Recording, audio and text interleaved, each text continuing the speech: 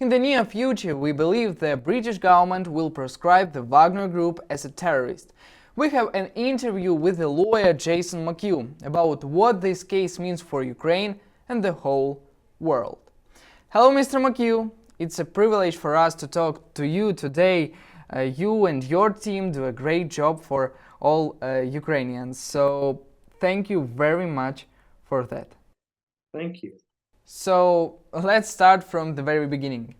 On the 1st of November, the English courts launched a campaign of ordinary Ukrainians against Prigozhin and his Wagner group. Mr. McCue, would you please give us a few words about the start of this campaign? With whom do you cooperate in Ukraine? Okay, so the reason why this came about is because we've spent myself 3 decades working against terrorist organizations and rogue regimes around the world that have harmed victims in all around the globe. We've worked out how to bring mass litigation actions in the civil court against the bad guys for the good guys, to take the bad guys' assets and money off them to give to the good guys.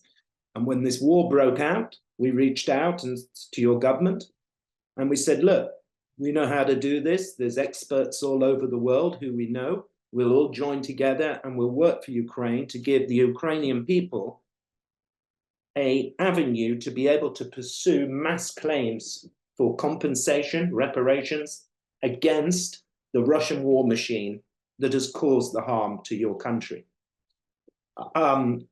We felt that the first action to get the program together, which is supported by the Ukrainian government, the first action should be against Wagner. And it should be against Wagner because what they have done is beyond civilization. They've committed terrorism, war crimes, human rights breaches, crimes against humanity, etc., etc.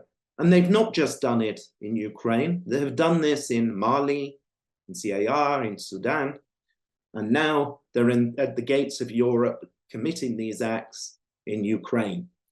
And we felt it was very symbolic for the Ukrainian victims to bring their first case against these people because of the nature of them. So we have started that process, and that will progress now into the courts in the near future. The thing I want to point out to you and your listeners is this Wagner case in the UK is the first one. There are many other cases in this program which we're working with your government to bring in America, throughout Europe, Israel, Canada. Add all these cases together that have been planned by different legal experts in different parts of the world, you end up with a recovery value for ordinary Ukrainian people of $200 billion. Now, it seems to me that goal of this program is worth fighting for. It's part of the Ukrainian fight for justice, right? Mr. McCue, what about defense intelligence of Ukraine? What their role in this process? General Badanov and his team, they identified a lawfare as a new battlefront in this war against the aggressive Russians, and that it was an important one. It's a different one to the people, the guys who are on the front line and ladies who are fighting there for their homes. This is a different battle. This battle's in courtrooms. We're not as brave as those soldiers on the front line for Ukraine, but it's still an important battlefield. Because if we pursue Ukrainian legal rights around the world and chase the Russian war machine's assets, we frustrate them. We deter them from doing more. We create problems for them. And, of course, the real bonus, we bring some future to help rebuild the lives of ordinary Ukrainians. So it's doing 2 things. It's lawfare for fighting the Russian war machine, and it's 2, helping those who deserve compensation, proper compensation. And so I think your defense intelligence realized the power of this very early on. They help through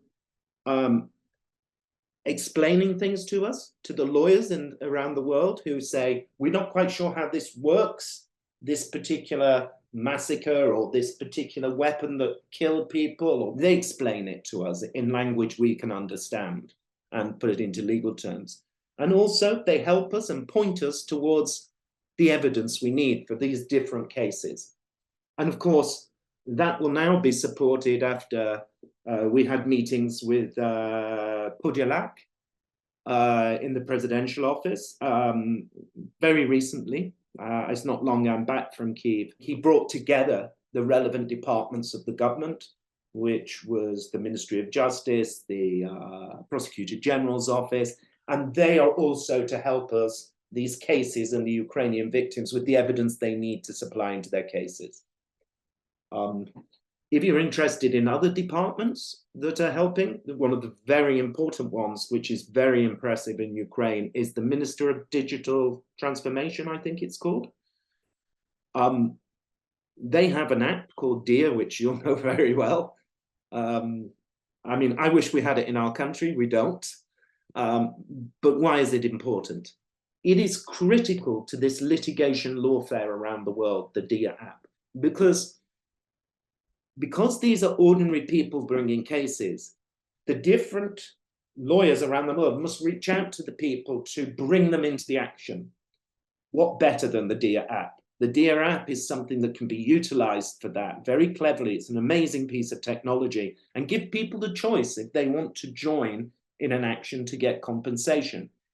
If we didn't have that app, the cases would not be able to recover so much money against the Russians, because literally we wouldn't have the time and space to contact each person or the means to do it. The app is magical, so their support is very critical to the process. You know, the Wagner group is infamous for their brutality for more than a decade. As well as the war against Ukraine, the group has been involved in numerous conflicts across Africa and the Middle East. So, what is the reason why nobody has launched such a campaign against Prigozhin and his group before? The problem with these things, and you see these things happen in the international community and in world history, and governments and international organizations are always slow to react and to deal with them. Sometimes they can't properly deal with them because their structures don't provide a solution. And so they become frustrated in the international organizations. There's another reason why it's taken so long on Wagner Group. It was people like Bellingcat and other journalists who had been following them, a few law firms that I know of, who have been following them and monitoring them in Africa. But the problem is, when these things happen in remote areas of Africa, sadly, the world doesn't react as it should. We're all people, and everyone who is civilized in this world, who wants to get on and live in a rule of war and have friendly nations and relationships around the world, we should all support them. And I think it's wrong that we didn't react when they were in Mali as much as we should. There were little things done. There was the odd sanction here and there. But it's taken the sacrifice of Ukraine. It's taken what has been inflicted on your people and the fact that you are on the gates of Europe to make the international community realize that Wagner was a real problem and needed to be stopped now. And I thank you for the sacrifice your country's made, because people, these monsters like Wagner, and the way Russia uses Wagner for its foreign policy and criminality, they must be stopped. The world does not need these people. So I thank you, but I am sorry that it has come to the suffering that you've had to face. But I think it's happening now. After February invasion, in March, we started writing to all the key governments, saying, designate these people now. They're going to be a bigger problem as the war carries on. And we gave them legal reasoning of why they should designate them. and evidence of why. We were helped and supported by people like Bellingcat and lots of journalists and investigators who provided this information to us. It was slower than I'd hoped, but we built up the people in Payback for Ukraine. We gave testimony to the British Parliament on this. We gave testimony to the Senate and Congress, to the European Parliament. And I think this sort of lobbying work is beginning to pay through. And we see, you know, I saluted Estonia and Latvia when, and Ukraine when you proscribed them as terrorists, the Wagner group. And we're seeing the European Parliament get stronger now. The UK has now committed to designating them. And let's all hope, and let's do all we can, get everyone on their Twitter accounts or whatever you call this social media stuff, asking Americans to designate Wagner, because it's very important too. Did anyone try to intimidate your team members, or did you feel any pressure from pro-Russian representatives while working with this lawsuit? We've had no threats, and that's the way it should be. If you want to be civilized and you want to deal with legal matters in the courts, then there is no room for intimidation and threats. There's also pragmatic reasons. I may be the face of this and an unwilling face of this. Believe me, I don't want to be putting my face on the internet talking to everyone. I really don't. But I'm a face for over 1,000 lawyers out there, 1,000 investigators and journalists who are part of this program for Payback Ukraine. So, you know, I think that practically makes it a silly thing for them to do.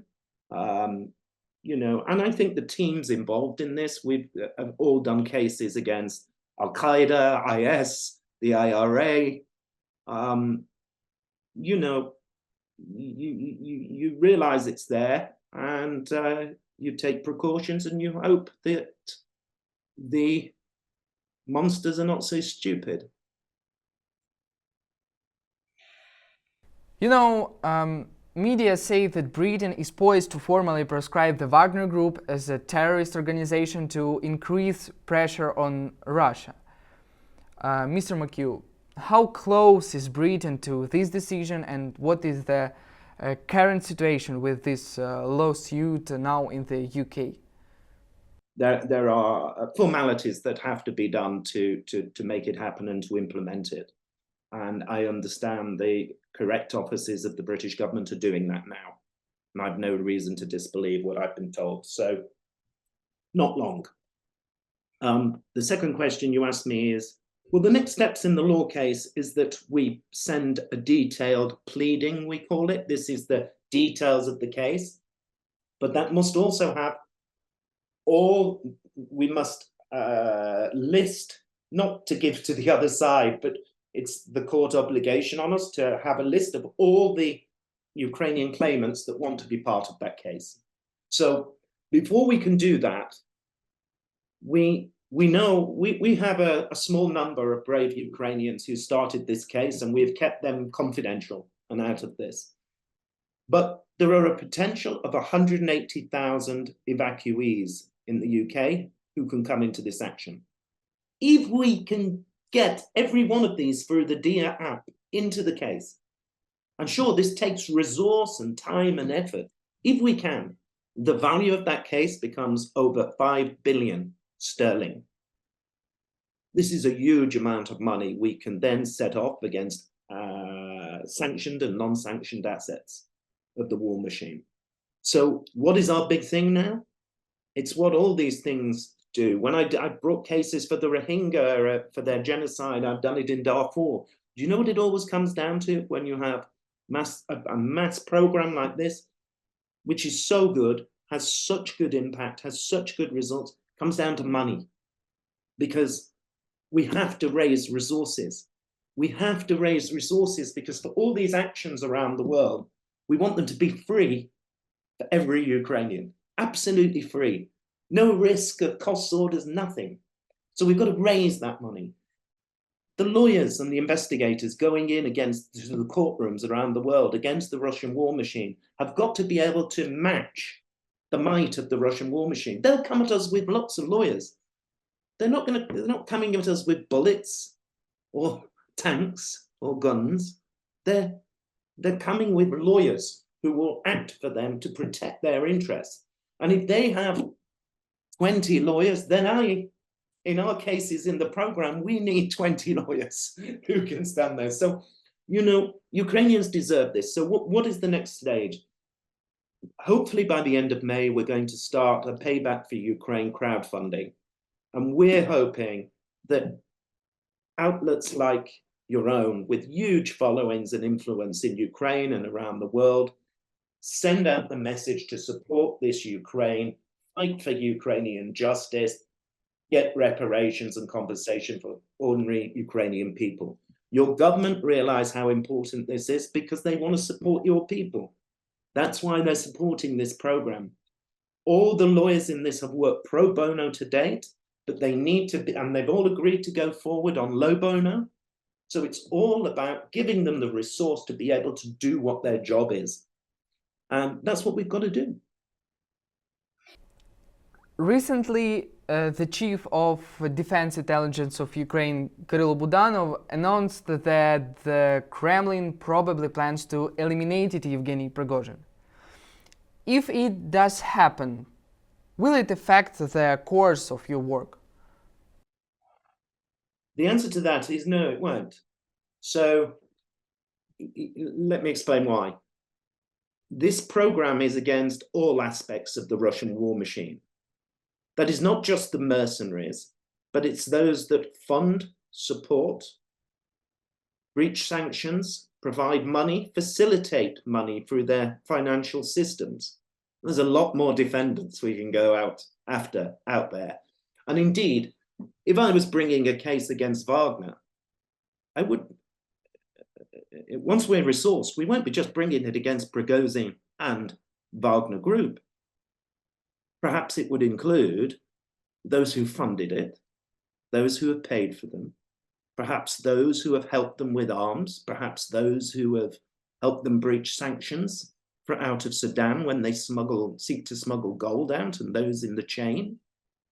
There's plenty of defendants where we can get justice for Ukrainians.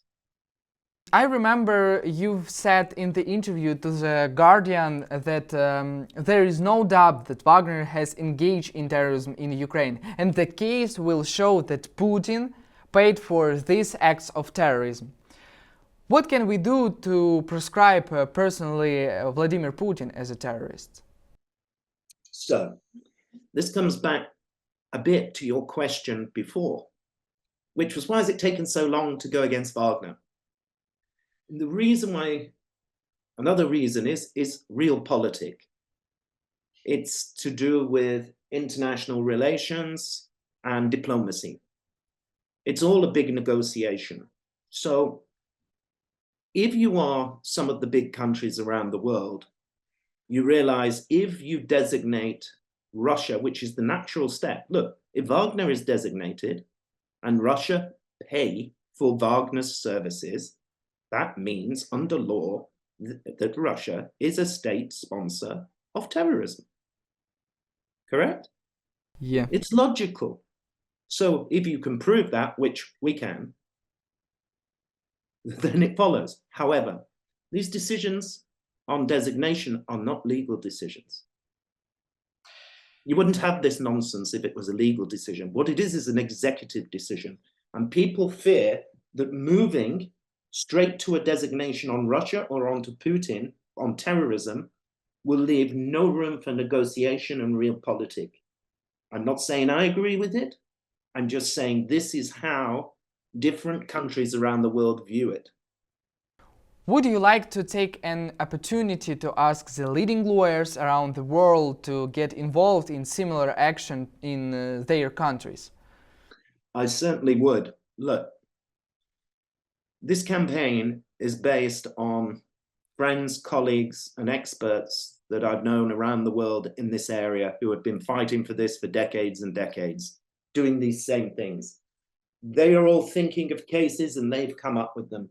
But there are others out there that we don't know. What about the person in Malaysia?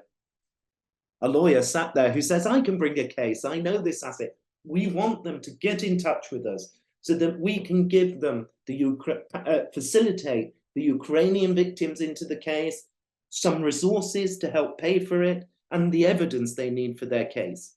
That is how I see Payback for Ukraine. It is just in the middle, facilitating all these different cases for different Ukrainian victims. And so, yes, thank you for giving me that opportunity. Please inundate us with ideas for cases. What would you like to say or wish to Ukrainians or personally our President Volodymyr Zelensky?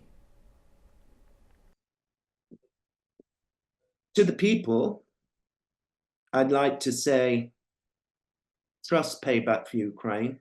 This is tried and tested, professional experts, and they're there and they want to help and they can deliver.